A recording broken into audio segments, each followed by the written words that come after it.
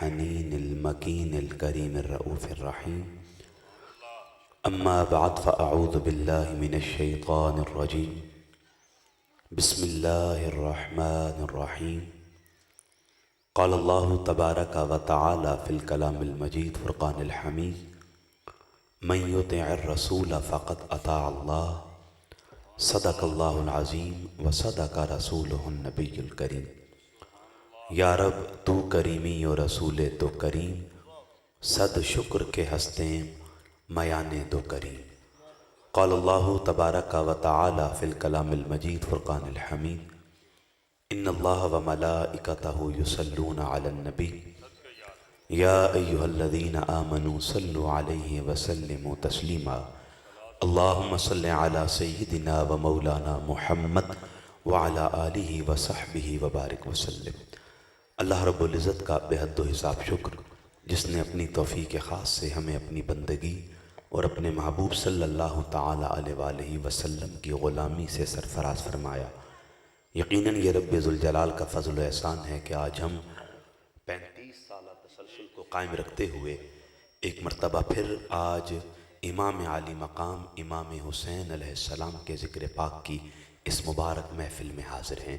ابتدائی گفتگو میں جملہ معاونین کا، منتظمین کا، مرد و خواتین کا اور بالخصوص سیدی شیخ الاسلام کے روحانی فرزند محترم علامہ سہیل اکرم صاحب کا، آپ کے جملہ معاونین کا صمیم قلب سے شکریہ ادا کرتا ہوں اور دعا گو ہوں کہ رب ذوالجلال آپ کی مساعی جمیلہ میں مزید اضافہ فرمائے. جملہ سادات کرام اور اتحاد امت کی لڑی میں پروئے جملہ مکاتب سے تعلق رکھنے والے اہل محبت کو میرا سلام عقیدت عرض ہے. سامعین محتشم، آج کی میری گفتگو کا موضوع ہے اطاعت حسین اطاعت خدا ہے. اس موضوع کے ذیل میں جو میں نے آیہ کریمہ آپ کے سامنے تلاوت کرنے کا شرف اور اعزاز حاصل کیا، اس آیت کی روشنی میں چند مضامین آپ تک پہنچاؤں گا، لیکن اس سے قبل تمہید کے طور پر 2 باتیں عرض کر کے انہیں اپنے موضوع سے لنک کر دوں گا. یاد رکھیے گا، اس روئے زمین پر ظاہر نبوت میں اول نبوت حضرت آدم علیہ السلام کو عطا کی گئی. حضرت آدم علیہ السلام سے یہ اصول مقدم رہا ہے، کبھی کسی کا نسب بلند ہوتا ہے اور کبھی کسی کا حسب بلند ہوتا ہے. یہ دونوں باتیں خال خال آپ کو یکجا نظر آئیں گی. یاد رکھیے گا، حسب کہتے ہیں جو بندہ کماتا ہے، اپناتا ہے، اختیار کرتا ہے. حسب کہتے ہیں جو بندہ کماتا ہے. نسب کہتے ہیں جو رب رحمان اپنے بندوں کو عطا فرماتا ہے. کبھی ایسا ہوا ہے کسی کا حسب بلند ہوا اور کبھی ایسا ہوا کسی کا نسب بلند ہوا. یہ دونوں باتیں یکجا خال خال ہوتی ہیں. میں 3 مثالیں دوں گا، بات آپ کو سمجھ آ جائے گی. آپ کو معلوم ہے اللہ رب العزت نے سیدنا آدم علیہ السلام کو اول نبوت میں، ظاہر نبوت میں نبوت کی اولیت عطا کی. وہ حضرت آدم، ان کا ایک بیٹا ہے، اس کا نام ہے قابیل. اگر آپ کبھی اس کے نسب پر غور کریں تو آپ کو معلوم ہوگا وہ نبی زادہ ہے، نبی کا بیٹا ہے. نسب یہ ہے ابو البشر سیدنا آدم کی اولاد ہے. اس کا نسب اتنا بلند ہے کہ وہ نبی زادہ ہے، لیکن اس کا حسب اتنا گھٹیا ہے، روئے زمین پر پہلا قاتل بن رہا ہے اور قتل بھی سگے بھائی حابیل کا کر رہا ہے. اب آپ تصور کریں کتنا بلند نسب تھا اور پست، اور حسب اس کا اتنا ہی پست تھا. اسی طرح ایک مثال حضرت نوح علیہ السلام کی. آپ کو معلوم ہے نوح علیہ السلام اللہ کے امر پر کشتی بناتے ہیں، مخلوقات کو پکارتے ہیں. ہر مخلوق کی ایک جنس نبی کے بلانے پر کشتی میں سوار ہوتی ہے. نوح علیہ السلام کشتی کے دہانے پر کھڑے ہو کر اپنے سگے بیٹے کو بلاتے ہیں. ساری مخلوقات نبی باپ کے بلانے پر کشتی میں سوار ہوتی ہے، لیکن کنعان نوح، حضرت نوح کا سگا بیٹا، اپنے باپ کی بات نہیں سنتا. اب آپ تصور کریں اس کا نسب کیا تھا. وہ نوح کا بیٹا تھا. نسب کیا تھا؟ وہ نبی زادہ تھا. نسب کیا تھا؟ اللہ کے پیغمبر کی اولاد تھا. لیکن حسب یہ تھا جہاں ساری کائنات نبی باپ کے بلانے پر کشتی میں سوار ہو رہی ہے، سگا بیٹا اپنے باپ کا نافرمان بن رہا ہے. سامعین محتشم، یہ دو مثالیں دی جن میں نسب بلند تھا لیکن حسب گھٹیا تھا. اب ایک مثال دوں گا اور اس کے لیے آپ کو مکہ کی سرزمین پر لے کے جانا چاہتا ہوں. عرب کی وہ دھرتی جہاں غلاموں کی کوئی عزت نہیں تھی، کوئی حیثیت نہیں تھی، کوئی ان کا معاشرتی سٹیٹس وقار نہیں تھا. پتہ چل جائے ہی واز سلیو، یہ غلام ہے، کوئی بلا کے راضی نہیں ہوتا تھا. عرب کے اس معاشرے میں جہاں غلاموں کی کوئی عزت نہیں تھی، تمکینت، وقار، عزت، رفعت، کمال نہیں تصور کیا جاتا تھا. عرب کے اس معاشرے میں جہاں بڑے بڑے سردار تھے، امام دین تھے، شرفاء تھے، رؤساء تھے، پھر ان کے بڑے بڑے غلام تھے، اور اس معاشرے میں غلاموں کی کوئی عزت نہیں تھی. لیکن انہی غلاموں میں حبشہ سے منڈی در منڈی بک کے آنے والا میرے آقا کا کالا بلال غلام بھی تھا. آپ کو معلوم ہے وہ بلال میرے آقا کا غلام تھا. حسب کیا تھا ہر بندہ جانتا ہے، لیکن بلال کا نسب ہر بندہ نہیں جانتا. ہر بندے کو معلوم نہیں ہے بلال کا باپ کون تھا، بلال کا دادا کون تھا، بلال کی والدہ کون تھی. ہر بندے کو نہیں پتا بلال کا نسب کیا تھا، لیکن ساری کائنات جانتی ہے وہ بلال دنیا کے حسب کو، نسب کو ترک کر کے مصطفیٰ کی غلامی کا پٹا جب گلے میں ڈالتا ہے. رب یہ نہیں دیکھتا بلال کا باپ کون تھا، دادا کون تھا. رب بلال کا نسب نہیں دیکھتا، اسے اتنا بلند کرتا ہے عرب کے بڑے بڑے نیچے رہ جاتے ہیں. محمد عربی کا کالا غلام کعبے کی چھت پہ کھڑا ہوتا ہے. سامعین محتشم، اب کبھی کسی کا حسب اور کبھی کسی کا نسب بلند ہوا. لیکن قربان جاؤں، میں جس بادشاہ کا ذکر کرنے جا رہا ہوں وہ حسین ابن علی، کائنات کا ایسا بادشاہ ہے، اس کا حسب بھی بلند ہے، اس کا نسب بھی بلند ہے. نہ اس کے حسب جیسا کسی کا حسب ہے، نہ اس کے نسب جیسا کسی کا نسب ہے. آپ اکثر علماء سے، عرفاء سے، نعت خوانوں سے اور اپنی محافل کے منتظمین سے ایک قطع سنتے ہیں جو حضرت خواجہ خواجگان کے دیوان میں منسوب ہے. وہ قطع کیا ہے؟ شاہ است حسین، بادشاہ است حسین. شاہ بھی حسین ہے اور بادشاہ بھی حسین ہے. کبھی آپ نے سوچا ہے صنف کا، زبان کا، کلام کا ایک حسن ہوتا ہے، ایک خوبصورتی ہوتی ہے، ایک اس کی ترتیب ہوتی ہے. جو متکلم ہوتا ہے اگر وہ پہلے جملے میں مصرے میں کوئی بات کر دے وہ اسے اگلے جملے اور مصرے میں دہراتا نہیں ہے، اس سے زبان کا حسن برباد ہوتا ہے. خواجہ خواجگان فرماتے ہیں شاہ بھی حسین ہے، بادشاہ بھی حسین ہے. ایک بات سمجھ نہیں آتی، آپ نے دو بادشاہتوں کو ملا دیا، لیکن وہ کون سی بادشاہتیں ہیں؟ چونکہ شاہ بھی فارسی زبان میں بادشاہ کو کہتے ہیں، بادشاہ بھی اصل میں بادشاہ ہوتا ہے. لیکن بات سمجھ نہیں آئی کہ آپ نے دو بادشاہتوں کو یکجا کر دیا. قربان جاؤں میرے استاذ گرامی علامہ مفتی اعظم مفتی عبد القیوم خان ہزاروی حافظہ اللہ، آپ فرماتے ہیں سنو، معین الدین امت کو ایک عقیدہ، نتیجہ، فکر، نظریہ اور پیغام دے کر گیا.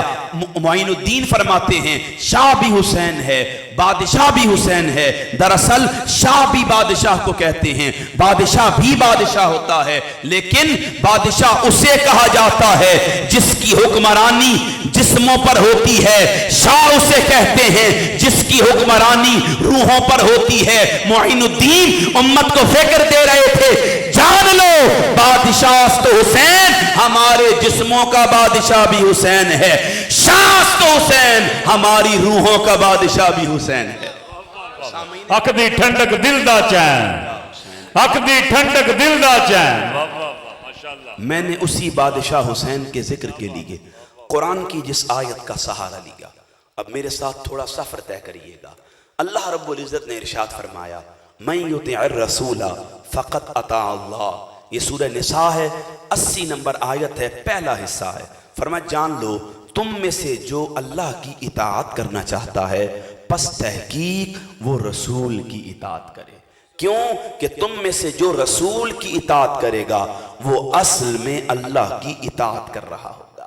سامعین محتشم، اس آیہ کریمہ میں اللہ رب العزت نے بنی نوع انسانیت کو ایک ضابطہ، ایک گائیڈ لائن، ایک ریٹن آرڈیننس، ایک تحریر نامہ عطا کیا۔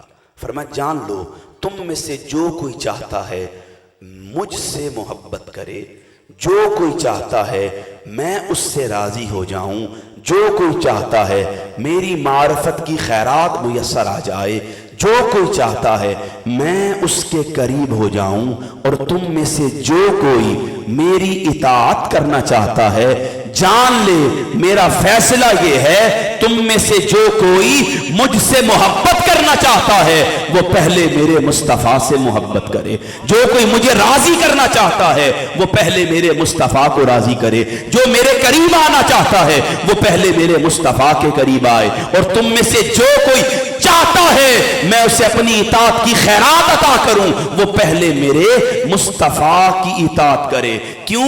میرا فیصلہ یہ ہے من یطیع الرسول فقط اطاع اللہ، تم میں سے جو کوئی میرے رسول کی اطاعت کرے گا پس تحقیق وہ اللہ کی اطاعت کر رہا ہوگا۔ اب اس آیہ کریمہ میں اللہ رب العزت نے ایک تحریر نامہ ہمیں عطا کر دیا اور فرمایا تم میں سے جو کوئی میرے رسول کی اطاعت کرے گا پس تحقیق وہ اللہ کی اطاعت کر رہا ہوگا۔ اب دیکھیں آپ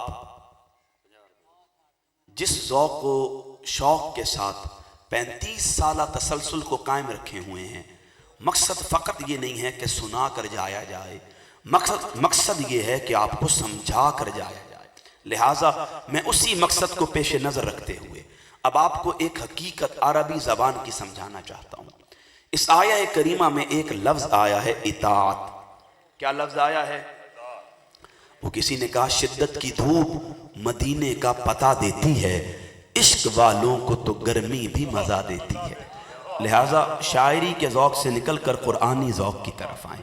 اب اللہ رب العزت نے اس آیت میں ایک لفظ ہمیں حکماً ارشاد فرمایا، وہ لفظ ہے اطاعت۔ کیا لفظ ہے؟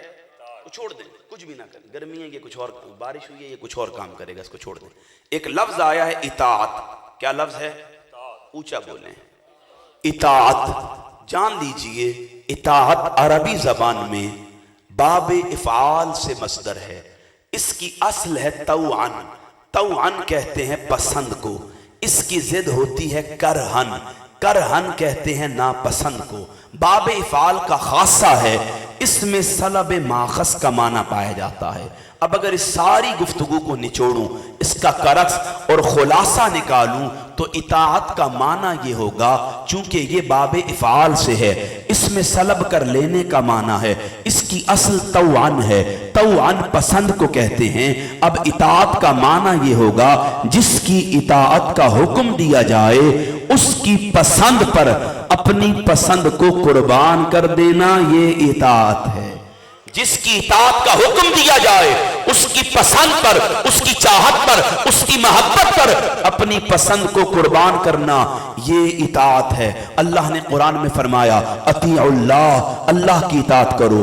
معنی یہ ہے تم میں سے جو اللہ کی اطاعت کرنا چاہتا ہے وہ پہلے اپنی پسند کو، اپنی چاہت کو، اپنی محبت کو اللہ کی پسند پہ قربان کرے گا، رب اسے اطاعت الہیہ کی خیرات عطا کرے۔ پھر فرمایا اطیعوا الرسول، رسول کی اطاعت کرو، تو معنی یہ ہوا تم میں سے جو رسول کی اطاعت کرنا چاہتا ہے وہ پہلے اپنی پسند کو، چاہت کو، انانیت کو، تمانیت کو، حرص دنیا اور مقاصد حیات کو مصطفیٰ کی پسند پر قربان کرے گا، رب اسے اطاعت رسول کی خیرات عطا کرے گا۔ اب اس ساری گفتگو پر تشریح حدیث سن لیں۔ کریم آقا کا ارشاد پاک ہے، ایک صحابی حضور کے ساتھ ہے، چلتے چلتے آقا نے فرمایا بتا مجھ سے کتنی محبت کرتا ہے؟ ورث کرتے ہیں آقا اگر اپنی جان کو چھوڑ دوں اس ساری کائنات سے بڑھ کر آپ سے محبت کرتا ہوں۔ حضور نے فرمایا یہ محبت نہیں ہے، یہ اطاعت نہیں ہے، یہ ایمان میں کمال نہیں ہے، کیوں؟ اللہ کا فیصلہ ہے، میری تعلیم یہ ہے، لا یؤمن احدکم حتی اکون احب الی من والدہ و ولدہ والناس اجمعین۔ جان لو تم میں سے کوئی بندہ اس وقت تک اطاعت کا حق ادا نہیں کر سکتا، ایمان میں کمال نہیں پا سکتا، صاحب محبت کہلا نہیں سکتا، جب تک وہ میری محبت پر، اپنے ماں باپ کی محبت کو، اولاد کی محبت کو، کل کائنات کی محبت کو، مال و متاع کی محبت کو، حتیٰ کہ اپنی جان کی محبت کو بھی جب تک مجھ مصطفیٰ کی محبت پہ قربان نہیں کرے گا، رب اسے اطاعت میں کمال عطا نہیں کرے گا۔ تو سامعین محتشم، اطاعت یہ ہے جب محبوب کا نام آئے اس کے نام پہ سب کچھ قربان کر دیا جائے۔ اب آپ جتنے دوست احباب بیٹھے ہیں، میری مائیں بہنیں بیٹیاں زیر لب، اور آپ جتنے بزرگ جوان بچے بیٹھے ہیں، با آواز بلند یہ معنی اطاعت دہرائیے گا، تاکہ آپ کو ایک حقیقت آشکار ہو سکے، آپ کو ایک بات سمجھ آ سکے، ایک راز سے پردہ اٹھایا جا سکے۔ یہ جو اطاعت کرتے ہیں، اطاعت کی تسبیح پڑھتے ہیں، یہ جو اطاعت میں نعرے لگاتے ہیں، وہ اطاعت اصل میں ہے کیا؟ اطاعت صرف پیچھے چلنے کا نام نہیں ہے۔ پیچھے چلنے والے کوفہ کے اندر 80,000 تھے۔ اطاعت صرف پیچھے کھڑے ہو کر نماز پڑھنے کا نام نہیں ہے۔ نماز مدینہ کی مسجد میں منافقین بھی پڑھا کرتے تھے۔ اطاعت صرف نعرے لگانے کا نام نہیں ہے، نعرے مدینہ کی گلیوں میں منافقین بھی لگایا کرتے تھے۔ اطاعت کیا ہے؟ اطاعت کی تعریف میرے ساتھ دہرائیں تاکہ آپ کو یاد ہو سکے۔ اطاعت کہتے ہیں، اونچا بولیں ذرا، سبحان اللہ تو میں نے کہا ہی نہیں ہے۔ اطاعت کہتے ہیں جس کی اطاعت کا حکم دیا جائے، اس کی پسند پر اپنی پسند کو قربان کر دینا، یہ اطاعت ہے۔ اب یہ معنی اپنے ذہن میں رکھیے گا، اسے محفوظ رکھیے گا، ازبر کیجئے گا اور میرے ساتھ کا سفر طے کیجئے گا۔ آخر گفتگو میں یہیں سے آپ کو چھیڑوں گا جہاں چھوڑ کے جا رہا ہوں۔ سامعین محتشم، سوال پیدا ہوتا ہے، اللہ نے فرمایا تم میں سے جو کوئی میرے رسول کی اطاعت کرنا چاہتا ہے، جان لے اطاعت یہ ہے کہ پہلے اپنی پسند کو میرے رسول کی پسند پہ قربان کرے، اپنی محبت کو میرے رسول کی محبت پہ قربان کرے، اپنی چاہت کو میرے رسول کی چاہت پہ قربان کرے۔ اب اللہ کے امر کے بعد امت کا ہر فرد واحد کلمہ گو مسلمان صاحب ایمان اطاعت کا حق ادا کرنے کے لیے اپنی محبت جس رسول پر قربان کر رہا ہے۔ سوال پیدا ہوتا ہے، ساری کائنات کے کلمہ گو مسلمان صاحب ایمان جس رسول پر اپنی پسند کو قربان کرتے ہیں، کیا کبھی ہم نے سوچا ہے اس رسول کی بھی کوئی پسند ہوگا؟ کیا کبھی ہم نے سوچا ہے جس رسول پر خدا محبتیں قربان کرنے کا حکم دے رہا ہے اس رسول کی بھی کوئی محبت ہوگا؟ کیا ہم نے سوچا ہے ساری کائنات کو خدا جس رسول پر اپنی چاہتیں لٹانے کا حکم دے رہا ہے اس رسول کی بھی کوئی چاہت ہوگا؟ ساری کائنات جس کا دم بھرتی ہے وہ رسول بھی کسی کا دم بھرتا ہے۔ ساری کائنات جس کا نام لیتے نہیں تھکتی وہ رسول بھی کسی کا نام لیتے نہیں تھکتا ہوگا۔ جاننا چاہتے ہیں وہ کون ہے جس کی محبت کا دم رسول بھر رہے ہیں؟ وہ کون ہے جس پہ واری واری رسول جا رہے ہیں؟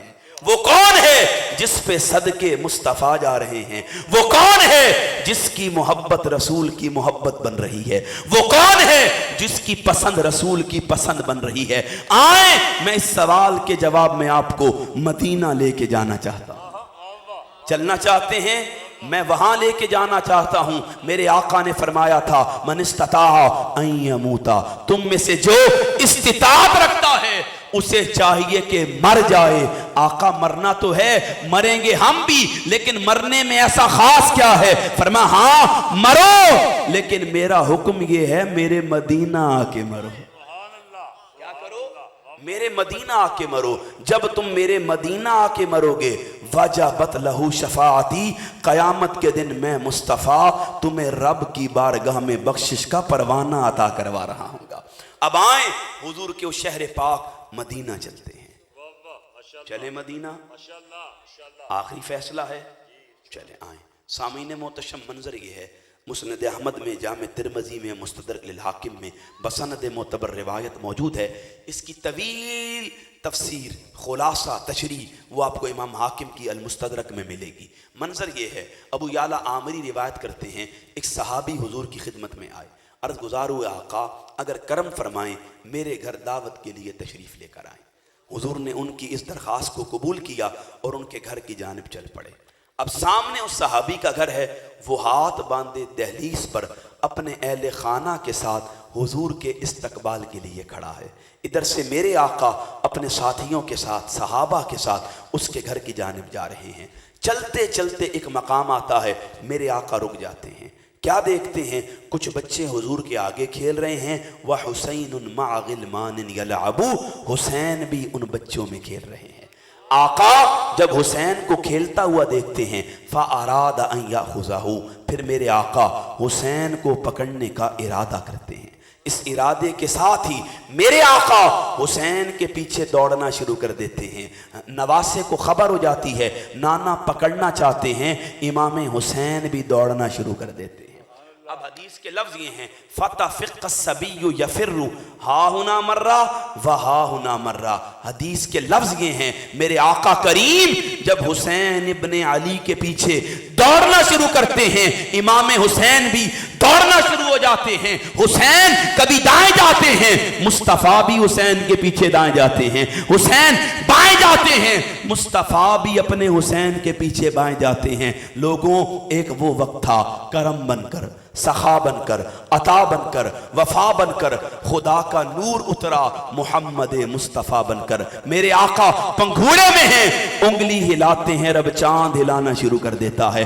آقا اشارہ کرتے ہیں، رب چاند کو دو ٹکڑے کر دیتا ہے. آقا اشارہ کرتے ہیں، رب سورج کو واپس پلٹا دیتا ہے. میرے آقا جہاں سے گزرتے ہیں، پتھر، شجر، حجر، پیروں پر مصطفیٰ پر سلام پڑھتے ہیں. ملائکہ کھڑے ہو کر آقا کا استقبال کرتے ہیں. عجیب منظر یہ ہے، حضور آواز دیتے ہیں، پتھر کلمہ پڑھنا شروع کر دیتے ہیں. آقا اشارہ کرتے ہیں، جانور قدموں میں سجدہ کرتے ہیں. آواز دیتے ہیں، رب درختوں کو زندگی عطا کر دیتا ہے. رب کو یاد آتی ہے، ام ہانی کے گھر سے اٹھاتا ہے، مسجد حرام لاتا ہے، مسجد حرام سے مسجد اقصی لے کر آتا ہے. 1.25 لاکھ نبیوں کو ان کی قبروں سے اٹھاتا ہے، مصطفیٰ کو مقتدا بناتا ہے، انہیں مقتدی بناتا ہے. پھر بلند کر کے پردے ہٹا کر بلا حجاب مصطفیٰ کو اپنی ذات کا قرب عطا کر کے دیدار الہیہ سے متصف فرما کر معراج کی شان عطا کر کے یہ تصرف، طاقت، اختیار، امتیاز، مقام عطا کرتا ہے کہ آقا کریم جہاں جاتے ہیں ساری کائنات آقا کے پیچھے جاتی ہے. آپ چاند کو دیکھیں، سورج کو دیکھیں، زمین کو دیکھیں، آسمان کو دیکھیں، شجر، حجر، بحر بر، جمادات، نباتات، کل کائنات مصطفیٰ کے پیچھے چلتی ہے. نبی، رسول، صحابہ، ملائکہ، کل کائنات مصطفیٰ کے پیچھے چلتی ہے. مدینہ کی گلیوں میں عجیب منظر ہے، سب مصطفیٰ کے پیچھے چلتے ہیں، مصطفیٰ اپنے حسین کے پیچھے. اللہ اللہ، نعرہ تکبیر، نعرہ رسالت، نعرہ تحقیق. اک دی ٹھنڈک دل دا چین، اک دی ٹھنڈک دل دا چین، اک دی ٹھنڈک دل دا چین. نعرہ حیدری. مصطفیٰ اپنے حسین کے پیچھے چلتے ہیں. اب خطابت کی گرہ لگانے کا وقت نہیں ہے، جوش میں آپ کو ولولہ دلانے کا وقت نہیں ہے. میرا تو یقین کامل تھا یہ 35 سالوں کا تسلسل ہے. ادھر مولا حسین کا نام آئے، آپ کی طبیعت مضطرب ہو جائے، آپ کا چہرہ حسین ابن علی کے ذکر میں وہ لذت محسوس کرے کہ مجھے لاہور تک اس کا اثر رہے. لیکن شاید آپ کو گرمی زیادہ لگ رہی ہے یا شاید بارش نے پریشان کیا ہے. میرا تو عقیدہ یہ ہے، میرا پیغام یہ ہے، میرا نظریہ یہ ہے، حسین تیری عطا کا چشمہ دلوں کے دامن بھگو رہا ہے. یہ آسماں پر اداس بادل تیرے ہی غم میں رو رہا ہے. اور صبا بھی گزرے جو کربلا سے تو اس کو کہتا ہے عرش والا، تو اور دیرے گزر یہاں سے حسین میرا جو سو رہا ہے. نعرہ تکبیر، نعرہ رسالت، نعرہ حیدری، حسینیت. وقت نہیں ہے ورنہ میں آپ کو کھڑا کروا کر حسین کا ذکر کھڑے ہو کر سنواتا. इतना टाइम नहीं है, सादात बैठे, उलमा बैठे हैं, हजरत अल्लामा भी तशरीफ़ लेकर आ चुके हैं, तो मैंने अपनी बात को ख़त्म करना है और अपनी फ़िक्र पर रहना है। लिहाजा जो बात समझाना चाहता हूँ उसे समझें। सारी कायनात मुस्तफ़ा के पीछे चलती है। नबी, रसूल, मलाइका, सहाबा, जिन्नात, हशरात, सारी कायनात मुस्तफ़ा के पीछे चलती है। मुस्तफ़ा अपने हुसैन के पीछे चलते हैं। अब किसी को तकलीफ हो, कोई नाराज हो, परेशान हो, मौलाना ये क्या बात कर दी, नबी हुसैन के पीछे, मैं कहता हूँ अपना सवाल थाम, मुझे पहले ये बता, मेरे नबी का कोई अमल वही के बगैर होता है? ऊंचा बोले, थोड़ा ऊंचा, मुबश्शिर भाई आप बोले, होता है? क्यों? कुरान कहता है वमा यंतिकु अनिल हवा इन हुआ इल्ला वह्युन यूहा। जान लो रब का फैसला ये है, मुस्तफ़ा अपनी मर्जी का नहीं, फ़कत रब की वही का ताबे है। अब मुझे बताएं, आका करीम मदीना की गलियों में अपने हुसैन के पीछे अपनी मर्जी से चल रहे थे या रब की वही से चल रहे थे? बताएं जरा। रब की वही से चल रहे थे और मेरे आका मदीना की गलियों में हुसैन के पीछे चलकर आप सारों को बता रहे थे, तुमने ये नहीं देखना तुम्हारे जमाने का पीर किधर जाता है, खतीब किधर जाता है, मुतरजिम किधर जाता है, मुफस्सिर किधर जाता है, मुहद्दिस किधर जाता है, फकीह किधर जाता है, मुजतहिद किधर जाता है। अरे तुमने ये नहीं देखना लोग किधर जाते हैं, तुमने ये देखना है मेरा हुसैन किधर जाता है। तुमने उधर जाना है जिधर मेरा हुसैन जाता है, क्योंकि जहां हुसैन जाते हैं वहीं मोहम्मद मुस्तफ़ा जाते हैं। सामीने मोहतरम, मेरे आका करीम हुसैन के पीछे, हुसैन आका के आगे आगे चलते चलते एक वक्त आता है, मेरे आका करीम हुसैन के करीब होते हैं, मोहब्बतन हाथ रुखसत करते हैं, हुसैन आगे निकल जाते हैं। हदीस के लफ्ज़ है युदाहिकुहु, ये दो तरफा हंसी का जिक्र है कि दो तरफ से लोग हंसते थे। मंजर क्या था? इमाम हाकिम फरमाते हैं जब आका करीम हुसैन इब्ने अली को पकड़ने के लिए आगे होते, हाथ रुखसत करते,